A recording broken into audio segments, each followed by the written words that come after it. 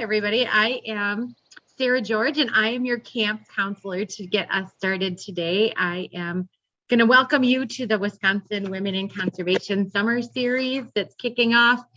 Today, we're going to be talking about creating a prairie habitat and understanding the basics of creating a diverse ecosystem in a prairie.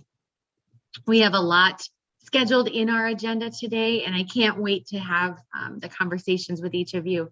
Feel free to munch your lunch, but please, if you could, just mute yourself, and others will be muted throughout the day so that we can sit back and listen.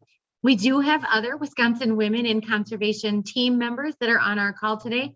For those of you team members that are on board, if you could just wave so that we could see those participants. It's always fun to know that we have a team here that you can rely on. I do want to encourage each of you to use the chat function that's on your screen. You can use it not only to introduce yourself, your name and where you're located, but also to share resources and answer questions with one another. So feel free to use that chat function as you are listening throughout the day today. I am going to start by sharing my screen. Slideshow from the beginning. Perfect. So I want, let's see, you see today that we have this Wisconsin Women in Conservation virtual summer series. There's a lot of different things that are going to be listened to throughout the summer, many of them that are going to be taking place. We do have some camp rules, asking questions. Feel free to either unmute or speak up. We're going to be answering those questions at the end of today's call. But feel free to share resources that you have to other women's questions. Practice deep listening and enjoy your lunch. But there are bonus points today, you guys. We're providing bonus points for faces of smiling children or children that are home with you that want to sneak in and say hi or listen in. We love that. We appreciate that so much. I want to start with a land acknowledgement. We are here today to support each other as we care for and steward the land. And part of that process is understanding the history of how we all ended up on this land and our place within that history. I also want us to remember that our land acknowledgement embraces both an awareness of the past and a recognition of the ongoing process. The space where I personally live occupies the ancestral lands of the Dakota people. And I'd like to take a moment to reflect on what land acknowledgements mean to you. As we continue to reflect moving forward, I would like to encourage you to understand the current efforts of the ancestors that lived before us. If you are interested in some resources, we could share that with you. And I'm actually going to have Elena drop in the chat a document that we had used when we were looking up land acknowledgements and getting prepared for these land acknowledgements. I think it's important to learn about this as we're going through this.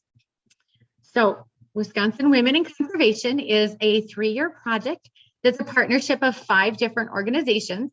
We're each working in different regions throughout the state with a goal of building connections between women landowners and farmers through workshops and field days. We're providing conservation education and helping to create plans for conservation across the land. We are in year 2 of this project, and we have 1 more year after this where we're going to continue to gather and learn more together with and from each other.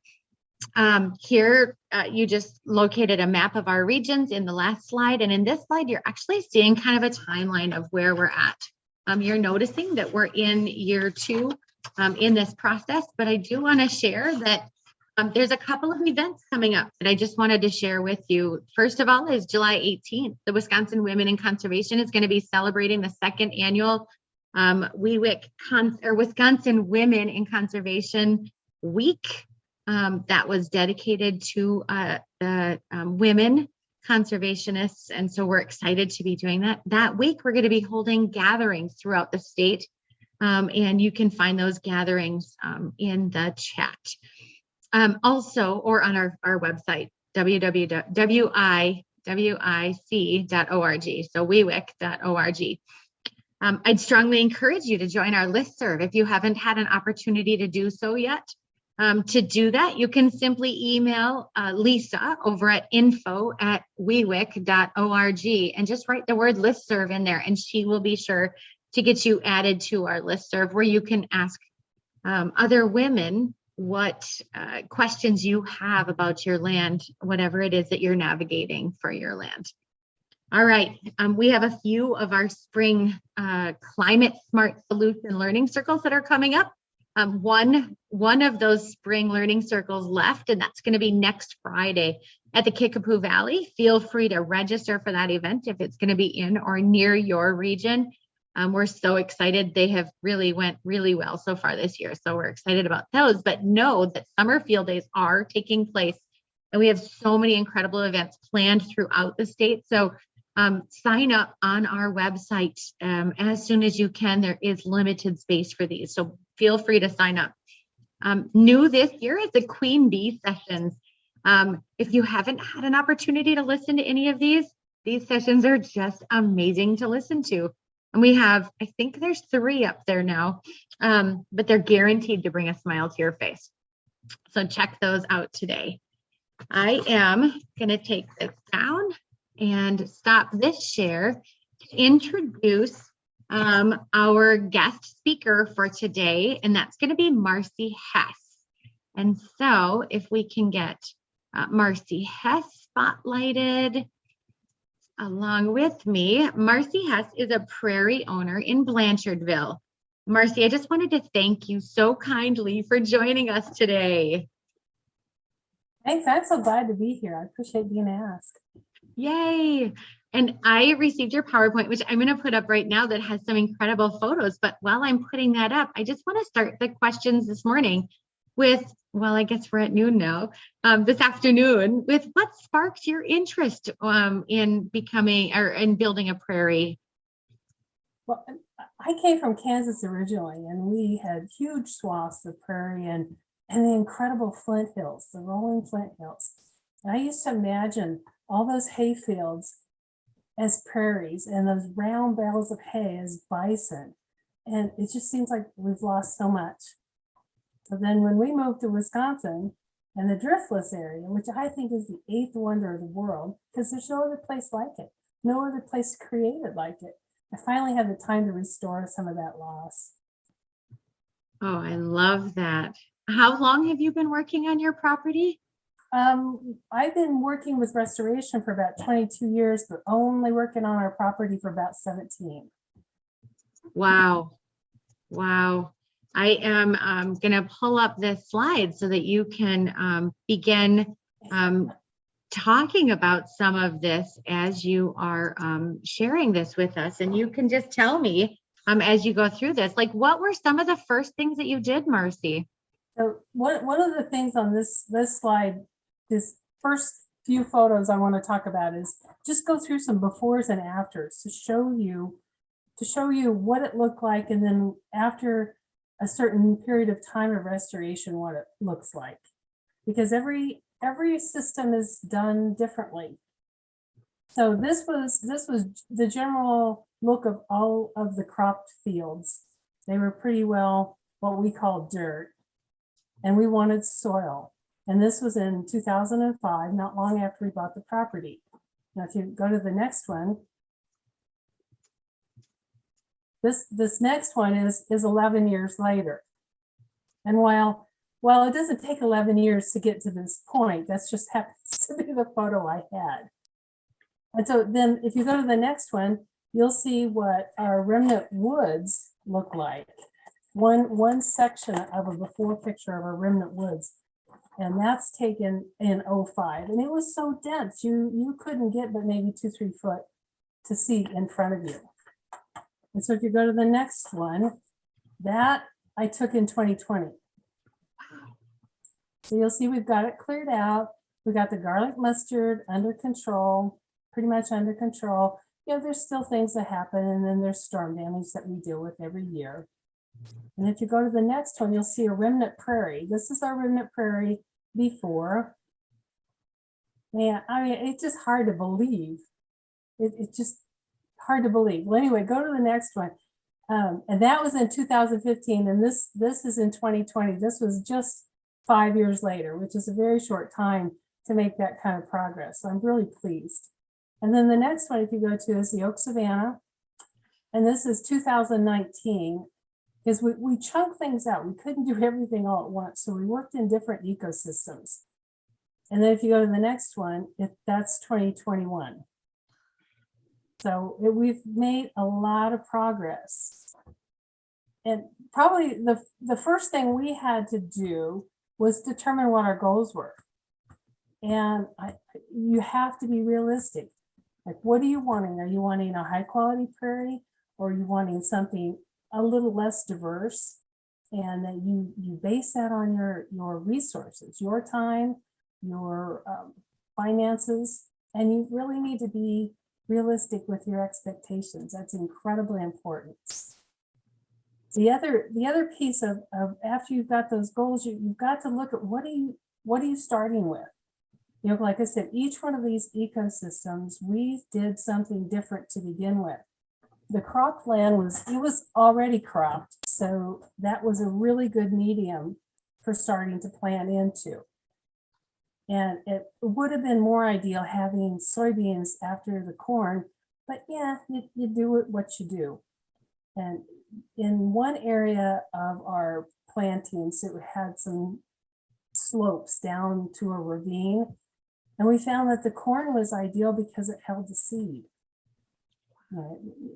Instead of letting the seed run off with the rainwater, because that what you're seeing in this photo right here, that ravine was cut by the erosion of that 12 acres that's north of it. And spring it would run like a stream. And it's not supposed to, but 4 years after we got that 12 acres planted, it no longer ran like a stream. It was really doing its job.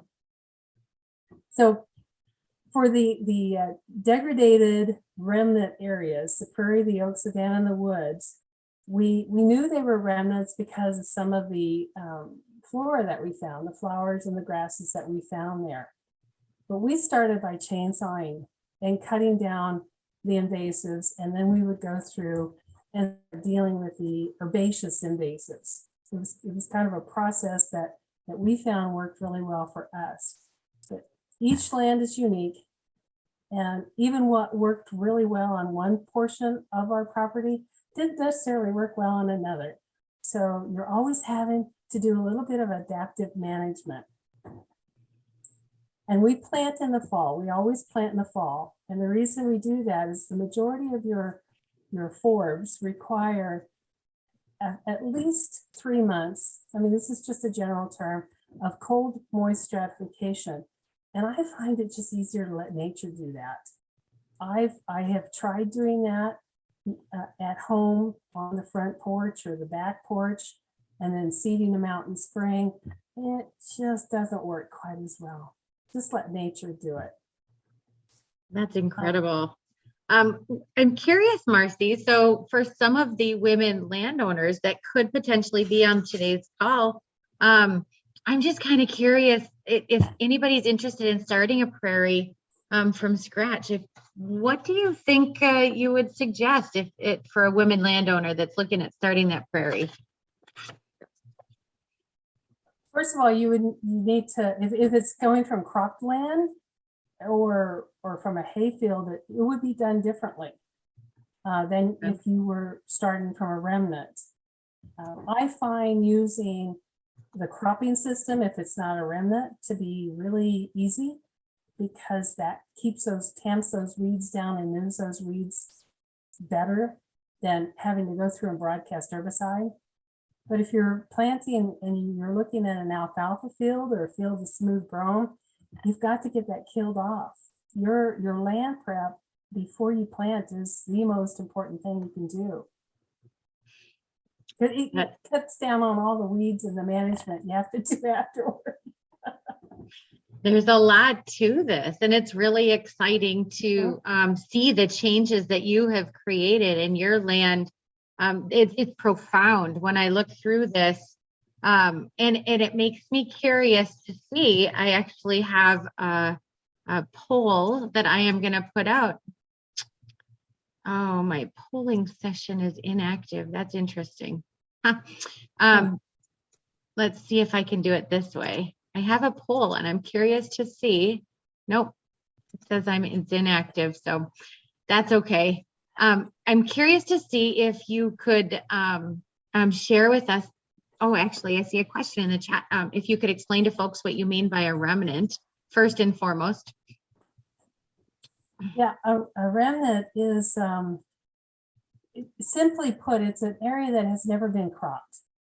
It may have been grazed, but what I think of in terms of remnant is remnant sod. And so if you have an area that you know for sure has never ever been tilled under, cropped, plowed up, you probably have a remnant there. You may or may not find native plants in it. It just depends on how many were able to survive whatever has happened to that remnant. You know, some of them are overgrazed to the point that you don't find any. Ours was incredibly overgrazed, our prairie remnant, but yet we have found, as we have cleared it, some of the most beautiful plants and some high conservation plants. So that's exciting. You know, one of the things that people ask me is, what does excite you about this? Yeah, that's a great question. And if you could go to the next photo, past the befores and afters. Absolutely. There's just a few pictures here I'll go through, because picture, not that one, the one before that. Because these pictures tell the story better. No. This The one with the cone flower, that one, yeah. Oh, coneflowers, yep. Yeah. So one of the things that excites me is seeing the land heal. And when I'm down there at about this height in the prairie, you see so much more than what that camera can capture. And it just really, it gets exciting. And every year you might find a new plant. Some plants, like shooting star, once we've thrown out the seeds, they can take 5 to 7 years to come up. So if you want to go to the next one, the other thing that excites me are the insects. You know, the reason you plant the prairie is for the wildlife. I mean, it's all about who lives there. We're trying to create habitat and ecosystems. And, you know, the ecosystem is where everything plays into everything else. It's not just about this really super cool beetle, which, you know, what is that little horn thing that sticks out there? What's its purpose? I was just going to ask you about what kind of beetle this was. I was just going to ask you. I have no idea. I haven't learned that yet. But look, I mean, this thing is about 2 millimeters long. I mean, it's a tiny little beetle, but it is just so cool to look at and close up all the hairs. So if you go to the next one, the other thing that excites me is being part of the citizen science project. These are little kestrel chicks, and we have kestrel boxes on our property, and so we get to see these. We have a camera on a stick, and we poke it into their nest boxes, and then we get to see these sites that we don't normally get to see. Wow. And the next one, the other thing that excites me is creating habitat for these endangered plants. This is a wild hyacinth, Camastius plant. And you know, we find a few of them on our property here and there, but some of them I propagate and put out because that's what I'm doing. I'm trying to create this habitat and this ecosystem, and high diversity is my biggest goal. So yeah, my list could go on, but I do have a few simple pieces of advice that I would totally recommend. And as I could talk about this for hours and hours and hours, and I'd still only be on the tip of the iceberg with it. But do only as much as you can do and take care of within a certain time frame. You know, if you've got 20 acres and all you can deal with this year and next year is 2 acres, then just do 2 acres. And I always say, don't plant what I call the tall C4 grasses. That's the Indian grass, the big blue stem, the switch grasses. Don't plant those originally. They're too aggressive. And then also any of the other aggressive forbs, like some of the goldenrods, don't plant those originally. You could overseed those at later time. And then always plan to overseed with anything. Just keep adding diversity to your plantings in your prairie, and diversify your management. The different types of, the more diverse your management is, the more diverse your biota is going to be. And it's not about the plants, it's about the critters. So if you're always thinking about how to manage and what technique am I going to use, I think about what's going to be kindest, gentlest to the critters. And lastly is beware the dogma. Those loud, confident voices aren't always right. You know, those are all fantastic pieces of advice. And I especially like the choosing 2 acres out of the 20 acres and just handling what you can, because often we take on more than we can handle, and it's not and it seems like an overwhelming task. But if you can start off with just 1 acre or 2 acres or 4 acres, you're making a difference. And your photos are profound in showing that we can make a difference on our land. Yes, you can make a huge difference. And and you don't have to have a large tracts of land to make it. But you do need to realize that when you're chunking it out, it's not a 1-year chunk out. Your 2 acres that you just chunked out, you have to be thinking 2 and 3 years. How much time do I have 2 and 3 years? Because it is time consuming. So you have to celebrate your successes as you go along too. I love that. Well, thank you for all of your sharing today, Marcy. I am going to transition over to our next speaker, Britta Peterson, who is with Pheasants Forever. Be sure, everybody, we're seeing the questions in the chat. We're going to be saving those for the end, but keep the questions coming. Know that the Wisconsin Women in Conservation team is working together to answer some of these questions. Britta's keeping an eye on them, so she might actually dive into some of those questions. And before we have Britta going, it's my understanding that our team has gotten the poll working. So I'm kind of curious to see if we can go ahead and start that poll, Kirsten. Let's see if we can see it.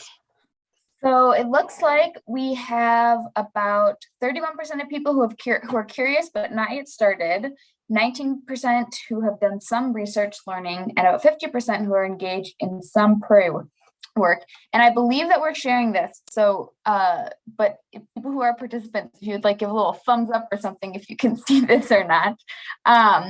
And then also the second question was, what's your goal with your prairie? Please check all that apply. We had about 85% saying prairie pollinator habitat, 54% saying beautiful flowers, 31% saying something interesting to do, and 69% saying restoring the land. So I'll stop sharing that now, but thanks all who answered that.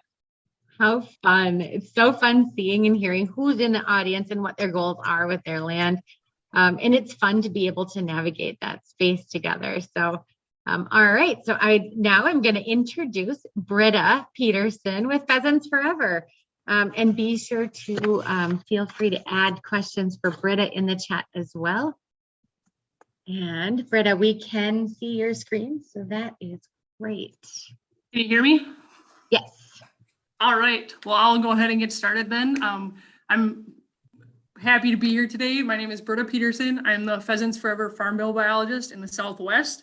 I'm excited to talk today. I really love prairies, and hopefully from these photos, you can see I'm a big time plant nerd. So I really do enjoy getting out on the landscape. So today I was just asked to kind of go through some prairie establishment. And so that's what we're going to dive into. Marcy covered it really well already, but I'll try to deep dive a little bit more with some options. So just kind of going to go over what is a prairie? Are there different types of prairies? Kind of those basic steps for planting and for establishment, and then some of the resources that we have that are out there. So prairie, if you look up the definition, there's several that come up, but basically the gist of it is that it's a large open area, predominantly in grass, so very few trees. And we're talking about prairie with native species in it. We do have what we would say surrogate prairies or surrogate grasslands. But those would be like our hay fields and grazed areas now. So we're talking about what used to be prairie. So the tallgrass prairie is the most decimated and threatened natural community in the Midwest and actually in the world. These prairies are historically maintained by frequent fires, but are not any longer. And here in Wisconsin, we actually have over 400 different vascular plant species that occur on those prairies. And there's a lot of specialized prairie invertebrates and herps and birds that utilize those prairies.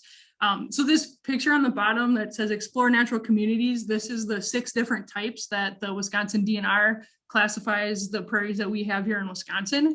And I'd highly encourage, it's a good site to look at if you can kind of, if you want to deep dive a little bit into what you might possibly have or just interested. It goes through different plants and animals and photos and just a good description of those communities and what differentiates them. So that's pretty cool. This is the pre-settlement vegetation map. And so this was before anything came, this is what the vegetation cover would have looked like. So on this map, the yellow and kind of orangey color and brown, so kind of goes from the northwest through the driftless, kind of up into the central part and over to the southeast. That was our prairie oak savanna remnants. So those would be grass dominated systems. So we used to have 2 million acres just 150 years ago. And basically now we're down to less than 10,000 acres of prairie in our state. And those remnants, like Marcy was talking about earlier, are generally really small, like less than 10 acres.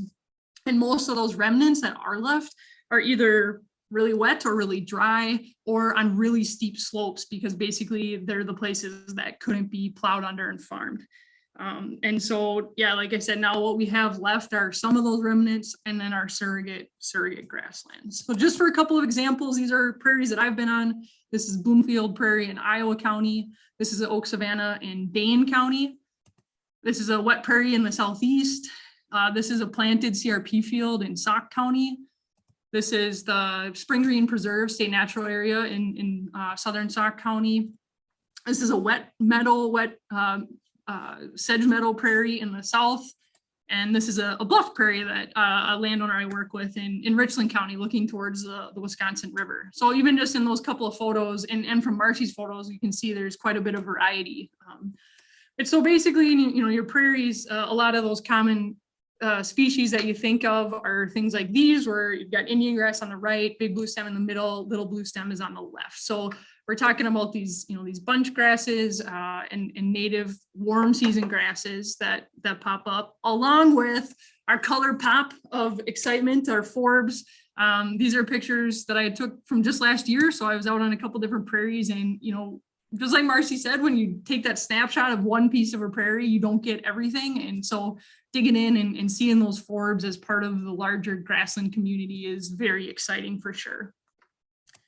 So you potentially have some property and you're thinking about you want to plant a prairie, then there's a lot of questions that come up, and there should be. So it's really important to get those all out in the air and try to figure them out. So one of those main questions is how do I start? And so I think the biggest place to start is knowing what you have to begin with. So really looking and taking the time to see what you have, especially if it's a situation where you've maybe just purchased the property. I would really encourage taking an entire growing season to look at the site and see what's going on. Now, if it's an ag field, when it's been in row crops for years and years, that's fairly simple. So maybe you don't need to watch it for a year, but just making sure if it's something that, well, maybe there's some veg growing here, to really take and see what's going on out there. So that site assessment of what the site looks like is really important, because potentially you might have some remnant species, and whether it's a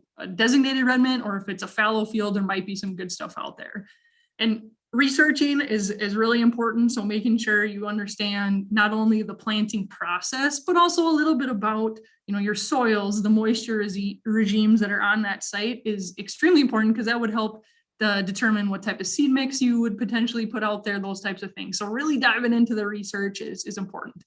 And then knowing ahead of time that you need to have patience. It takes time to do the research. It takes time to do the planting. And then it also takes time to get that establishment going. So knowing ahead of time, it doesn't happen overnight. Not it's not like a cornfield or a garden where you plant it and it comes up. It does take time.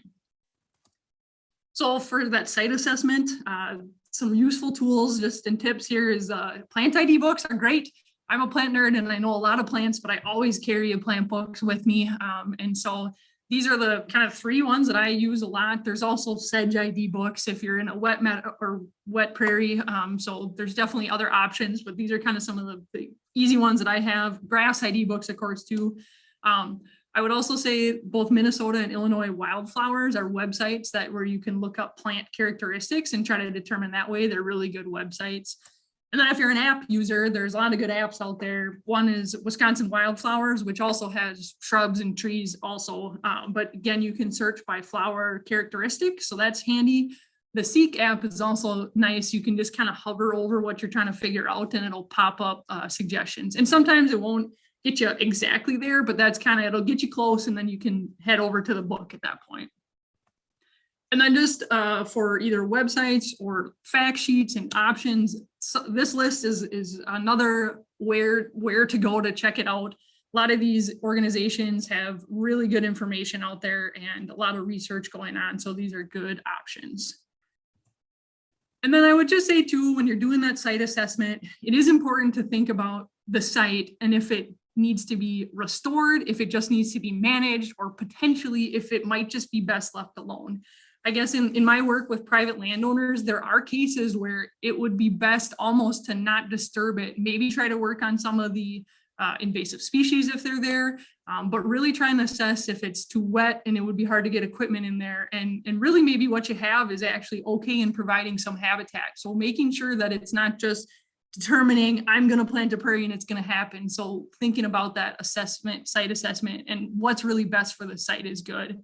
For example, even our bobolink and meadowlarks, they heavily utilize things like brome fields. And so not saying that prairie planting is, that we shouldn't do it by any means, but in some of those situations, you are still providing habitat. So really assessing what works best for that site and for you is important as well. And then also when you're doing that assessment, trying to figure things out, folks like myself, my farm bill biologist team, there's 7 of us across the state. And so we'll go out with private landowners, walk the property and talk about your options for doing habitat work, whether it's prairie planting, wetland restoration, anything like that. So there are people also like myself out there. So if you've decided your site is going to be planted, that's awesome. And so then thinking about, this is kind of basically what Marcy said already, but going through a checklist like this is important. So really considering what your budget is, what do you have that you can do at that time? Do you have the necessary equipment? If you're going to want to do it yourself, do you have what you need? And if you don't, are you going to ask a neighbor? Is it a farmer that you could have help? Or is it, I'm going to have to hire a restoration company, which would then of course incorporate back into that budget. And then also, is it something where you're starting from scratch, where that tools would be different if it was an interseeding where you're just trying to enhance the site. And then lastly, what is your goal? If you've done the research, you should know what is going to be best for that site. So what is your goal? And if it's, pollinator habitat, just general habitat, what it is you want is all good to have ahead of time. So to dive into a little bit of the nitty gritty of prairie planting, these are kind of 5 basic steps. And I would say that, of course, just like Marcy said, it depends on that site. So things are going to vary a little bit, but these are some of the basics. So do that site assessment. Site prep is the most important part, which is why there's some asterisks by it. It's very important that if you do the time and work in that site prep, it'll be easier going forward. Then you're planting. Then that year 1 to 3 is when you're kind of looking at establishing that prairie. So year 1 to 3, and then after year 3, it's that post-planting management time frame.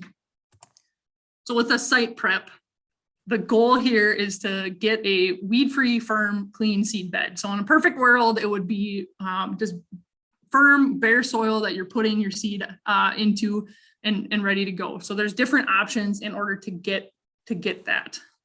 And what I mean by a firm seed bed is basically, this is just showing that if you're taking a boot print out there, that your footprint isn't going to sink deeper than about 3/8 of an inch. Those prairie seeds do not want to be planted deep at all. They just need really good seed to soil contact. Really, if we're planting them, we say no less than a half an inch deep.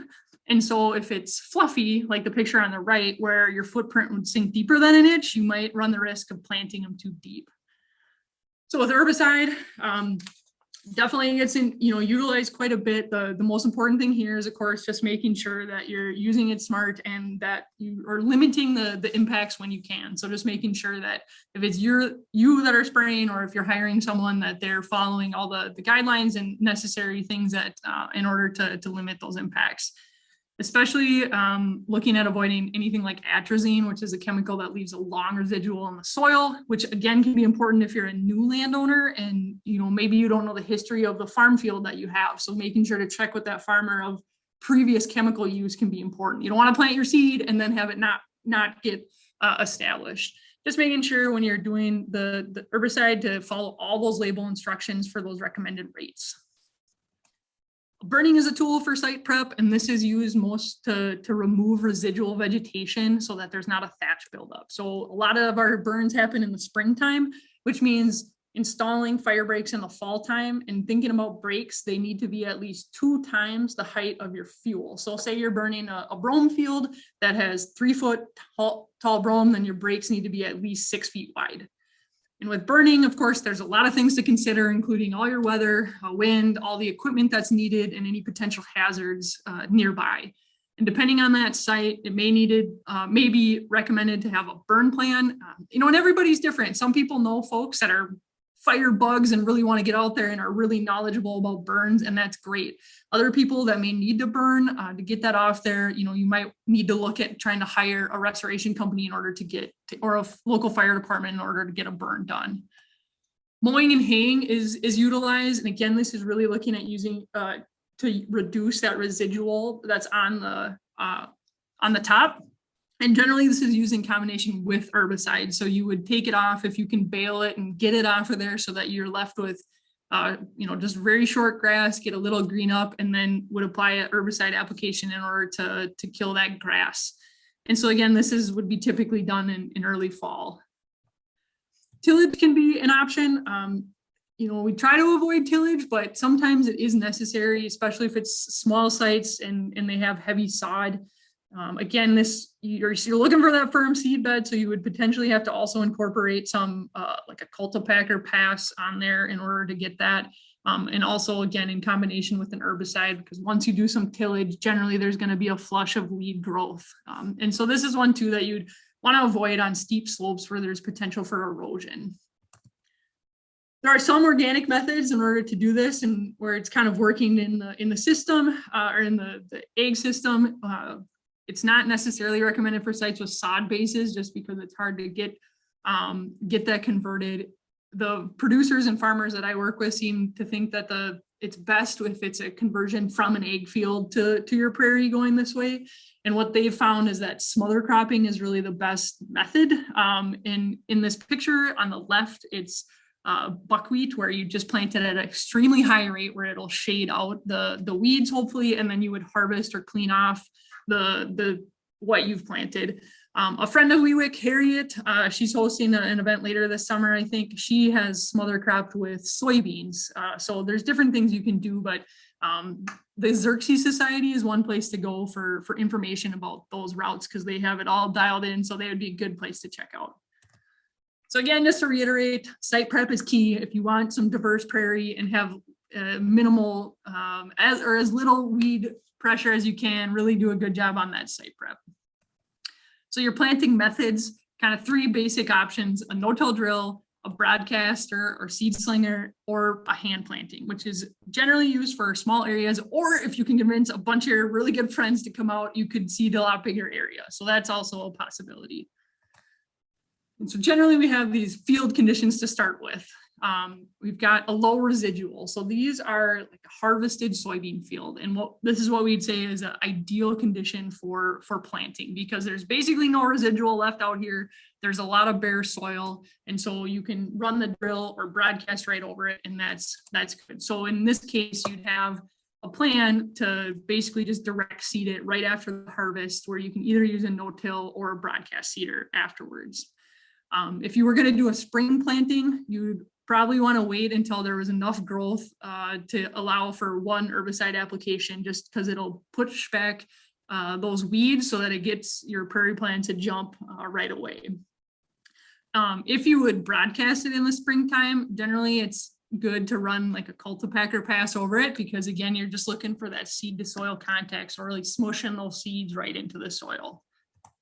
And this is a kind of standard no-till Truax drill. So you can see it's got three boxes in that bottom picture in the middle. You can close up of those agitator paddles, so you can see the seed is really small, but with these drills, the native seed drills, they have big paddles, so it keeps the seed flowing smoothly. You have high residual, so this is like an old cornfield and potentially sorghum or sunflowers. And so the issue here is that there's a lot of trash on the field. And so that horizontal coverage is really more of a problem than the stalks that are vertical. And so, and there's also not a lot of bare soil. So in this case, if you can, the best route would be to chop or bale those corn stalks off in the fall and get them off. If you can't, that's where some of that tillage might need to happen, just to get some of that soil incorporated. And so again, depending on the site, there might be a cultipacker pass needed in there. And then if weeds are an issue in that field because you've tilled, then that's when you can consider if it's a spray application in the fall or the spring is necessary. And again, you're just still trying to look for that at least 50% exposed soil, so that those seeds have good soil contact. Otherwise, they're going to struggle. And then lastly, these idle or fallow areas. So that would be a cool season grass, field, old pasture. Here the issue again is probably that heavy duff buildup, just because they haven't been farmed, or maybe it was grazed a long time ago, but it hasn't been for now. And so that's where this is can be the hardest site, because it is going to require a combination of these site prep methods in order to clean it up. So again, we're just trying to get rid of that duff buildup, and it varies for everybody. If you can burn and then follow it with the spray, then that works. But some folks might have to do some tillage. It just depends on the site. And then another two different words you might hear in talking about prairie plantings are carriers and companion crops. So carriers are what's used and added to drills or a broadcast seeder that help the seed flow evenly and flow through the equipment. So you would add, your prairie seed, and also it would be mixed in with things like sawdust, cracked corn, or kitty litter in order to carry all that out. Companion crops, we use a lot of that in our plantings, because basically that gets planted to help with weed suppression. So things like oats, where they'll go out, they'll pop up because they're annuals and they grow really fast. They grow just about anywhere. And so you can hopefully suppress some of the weeds with the heavy growth of oats. So you've planted it and you're feeling good about that. And so now the really hard work starts in that the establishment year. So in year one, there's generally going to be a mowing needed maybe 1 to 3 times. It really depends on the site and the weed pressure, but the goal, especially in that first year, is to allow sunlight to get to the soil surface. And so if you have a lot of weed growth, basically it's just shading everything out. So you want to allow that growth to get up to about 16 inches and then bring it back down and cut it to say 8 to 10 inches. In this case, it's best to use a rotary mower of some kind, because it'll flail it out, and you don't want to, again, develop a bunch of thatch that's just going to shade everything out if you just drop it right on the soil. So again, looking to get sunlight to the soil surface. This is an example of a prairie I helped put in. That this is a year one. You can see there's some black-eyed Susans in there, and actually there's big stem coming up. But there's also a lot of foxtail and other things. They mowed it once, and this is in August. And so this was right before a mow, but it kind of looks like junk that first year. So don't panic when things aren't going great, or at least you're not seeing a lot. They just look like junk the year one. In year two, again, it depends on the site, but you potentially would need to mow 1 to 2 times. Again, it depends on that weed pressure, but if they are really persistent, you can either full field mow if you feel it needs it, or if there's really dense patches, you could potentially either spot mow or spot spray those, like Canada thistle or Canada goldenrod, if it's choking out other things. This is that same field in year 2. So it actually, in year 2, all of a sudden there was additional forb showing up. We had more grasses showing up. So I promise it'll get there. You just have to, do the work and be patient. And then in year 3, that's again where kind of you just always want to monitor for those weeds and see what you have going on out there, whether it's spot treating or if it's really bad, and try to mow one more time. The rule of thumb for your prairie plantings is that in year 1, all the seeds are sleeping, but really what they're doing is they're putting all their energy into root system development. And so they don't have a lot of above ground growth. So in year 1, it seems like they're sleeping. In year 2, they're starting to think about putting some vegetative effort into the top. And so they're kind of just starting to show up. There's things that'll start popping up. And then in year 3 is when they really let themselves go and get going. And so, they sleep, then they creep, then they leap for year 1, 2, and 3. So again, that's where that patience thing comes in. We definitely, our team goes out to a lot of prairies, and you think like, crap, this thing has failed. In year 2, it doesn't look great, and you go back out there in year 3 and you're like, yep, there it is. So don't worry, just be patient. And then also, especially if you're looking at planting a pretty diverse mix, you're going to have, say, 20, 30 species of flowers out there. You are not going to see 20, 30 species right away. There's definitely some species that take 3 years, 4 years, 5 years to show up even for the first time. And that's the joy about the prairie, is that every year or every time you go out there, it's going to be something different. But don't panic if you don't see all those species. Some of them just take a lot longer to get there. And then the last step is basically the enjoyment part of the prairie and the management. So that means that you're trying to mimic those historic disturbance regimes. And so that's either a prescribed burning or mowing, and then constant monitoring for weeds and brush management. You can, hopefully you're out there enjoying your prairie, you can see what's going on and how it changes. And so you'll be able to be right on your weeds if they do pop up. And then there's definitely a lot of agencies and organizations out there that have opportunities for both technical and financial assistance. So I work with NRCS and the Farm Bill programs quite a bit. Partners for Fish and Wildlife, they have a program for, again, technical and financial assistance, and these other groups do as well. So you can contact your Farm Bill biologist. We work with these agencies and organizations a lot. Otherwise, there's a lot of good charts out there kind of showing who helps with what, and I can share those for the group. So just to wrap up, the rundown here is assess that site, use all the resources you have available. Make sure you set a goal for your property and for yourself. Make sure ahead of time that you know what equipment you're gonna need and what you have and who you're gonna need to ask for help. Make sure you have a budget in mind. And then the fifth part is the fun part, is get to work so you can actually get out there and get going on it. And I would just say that for anybody that's going to get into any prairie planting or restoration, don't forget to take those before pictures like Marcy did. It's so exciting, right, to see that change over time. And if you have the opportunity to kind of develop a photo point where you're taking a picture, once a year or a couple of times a year from that same spot, it's really fun to see landowners that have done that and see that change over time.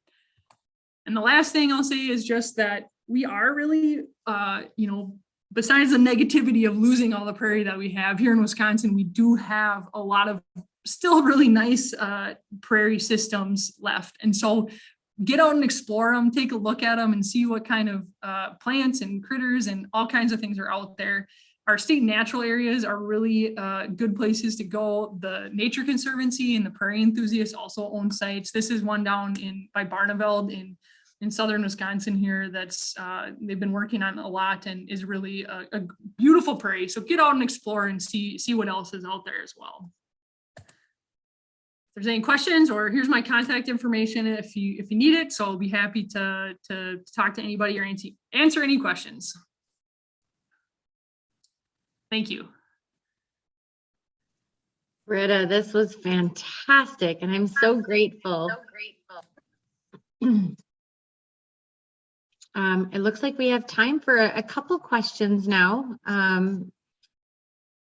And, you know, one of them that I saw in the chat earlier was, what are the laws around burning? Are there particular laws around burning?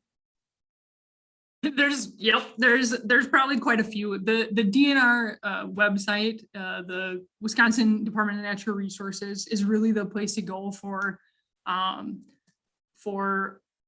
that information. They also have things that you need if you are going to burn, weather information, so you can go there to do that. So basically, it's that's a place to start with.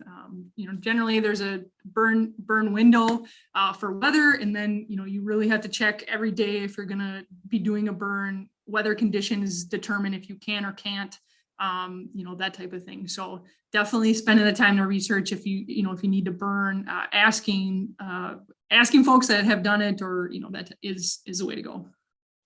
I put the link to the DNR for burning permits in the chat. Great, thanks, Rebecca. That's awesome.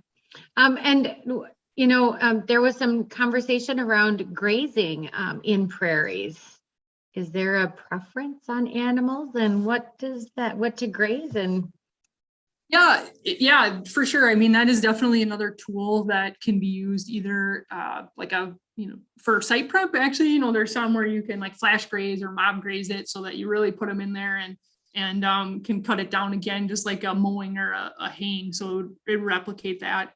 And yeah, there are some, depending on the site, you know, if you're on a remnant, then potentially there might be, you want to be careful with what you're doing. There are some prairie species that are more susceptible to overgrazing than others. So just making sure that, you know, you're kind of IDing that site and what's out there before going into that. And two, it depends. Yeah, you know, you're looking at your cattle, you know, are bigger animals, so but definitely can be utilized in situations as can sheep and goats. that's fantastic. And of course, I'm going to wear my Wisconsin Women in Conservation hat now and state that one of the things that we're working on is helping landowners across the state of Wisconsin. Excuse me, I was on a call with Minnesota this morning, but helping landowners in Wisconsin here getting conservation plans for their land so that they could help with burns. And you can get a conservation plan. I'm actually going to share my screen. So one of the things that we do is help you get a conservation plan for your land, and we're happy to help you with that so that we can help you. A conservation plan actually is where NRCS, or Pheasants Forever, land conservation, somebody comes out and helps you. This is my personal plan seen on the screen. They walk your land, they listen to your dreams, your visions, your goals for your land, and then they can help you by writing down those goals. They give you a map and it walks you through some of those goals. This is very voluntary, so you get to talk with an NRCS staff about what you want to do. And we at Wisconsin Women in Conservation are happy to help you. If you're curious about if a conservation plan is right for you, send it to us, reach out, put your name in the chat and say, touch base with me. We will. That's what we're doing. And we just really want to thank you for attending our first 2022 Wisconsin Women in Conservation virtual summer camp series today, and for sharing your lunchtime with us. Remember to register for our field days that are coming up throughout the state. If there's going to be one in your area, sign up. Those spaces are limited. As always, please be in touch if you have questions or you want to connect with us. Maybe you have some questions or additional conservation plans. Use the listserv. If your question didn't get answered today, odds are we're going to toss that baby into the listserv so that we can see what other women throughout the state suggest on those questions. And as always, if you have not signed up for that listserv, simply email on the screen that info@wewic.org, and we will get you on that listserv so that we can help you. We're just so grateful for each and every one of you joining us to today's event. And if you have any questions, please do follow up with us. We're happy to assist.